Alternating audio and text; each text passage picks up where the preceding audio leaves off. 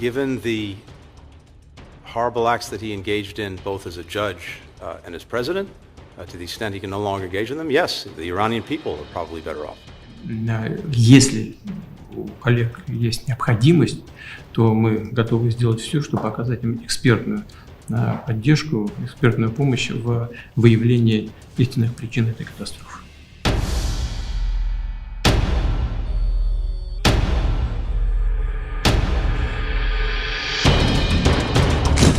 America ने की रईसी की बेइज्जती। अमेरिका ने उड़ाया ईरानियों का मजाक। ईरान पर अपने बयान से पलटा अमेरिका। ईरान के समर्थन में उतरा रूस। पुतिन ने दिया ईरानियों को मदद का भरोसा। 19 मई 2024 को ईरानी राष्ट्रपति इब्राहिम रईसी और उनके विदेश मंत्री आमिर अब्दुल्लाहियान समेत 9 अधिकारी हेलीकॉप्टर क्रैश में मौत हो गई थी। रईसी का हेलीकॉप्टर ईरान के पूर्वी प्रांत अजरबैजान में क्रैश हुआ था। उनके साथ 2 अन्य हेलीकॉप्टर भी उड़ान भर रहे थे, लेकिन एक झटके में बादलों के एक पैच की वजह से रईसी का हेलीकॉप्टर खराब हो जाता है, जिसके बाद उनके हेलीकॉप्टर की हार्ड लैंडिंग की खबर आती है। लेकिन जब यह हादसा हुआ था तो उस वक्त अमेरिका ने रईसी की मौत पर आधिकारिक संवेदना व्यक्त की थी और कहा था कि वो ईरान की राष्ट्रपति को संवेदना व्यक्त करता है और इस दुख की घड़ी में ईरान की हर संभव मदद के लिए तैयार है। उस वक्त पूरी दुनिया में इस बात को लेकर हैरानी थी कि ईरान और अमेरिका में इतने खराब संबंध होने के बावजूद अचानक अमेरिका का दिल ईरान के लिए कैसे पिघल गया। लेकिन अब ऐसा लग रहा है कि अमेरिका ने अपने उस बयान से पलटी मार ली है और उसने राष्ट्रपति इब्राहिम रईसी की मौत का मजाक उड़ाया है।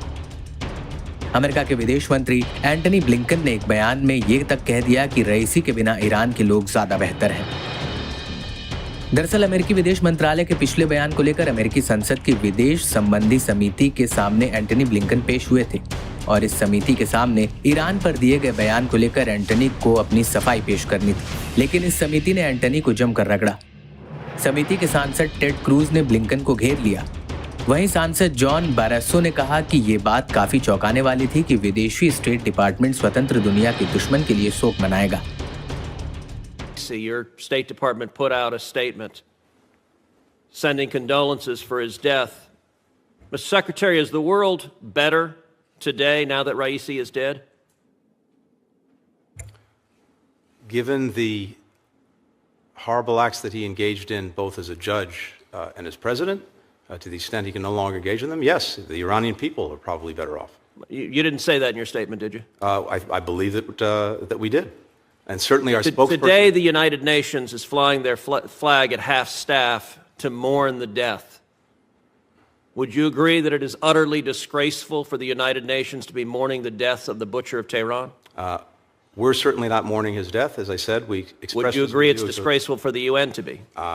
I'll look at what they've done. We certainly would not do that. What they've done is flown the flag at half-staff. Is that disgraceful? We wouldn't do that, and we would certainly find that. And I would note that's the absence of American leadership. All right, let's... आपको बता दें कि एक तरफ जहां Antony Blinken अपने ही बयान पर अमेरिका में घिर चुके हैं, वहीं दूसरी तरफ रूस के राष्ट्रपति पुतिन ने ईरान को इस दुर्घटना में हर संभव जांच का वादा किया था और अब रूस ने ब्लिंकन के इस बयान पर भी कड़ी आपत्ति जताई है। रूस के राष्ट्रपति भवन क्रेमलिन के प्रवक्ता दिमित्री पेस्कोव ने कहा कि अमेरिका के उच्च अधिकारी द्वारा इस तरह की बात कहना एक भद्दा बयान है। इस तरह का बयान पूरे ईरानियों का अपमान है।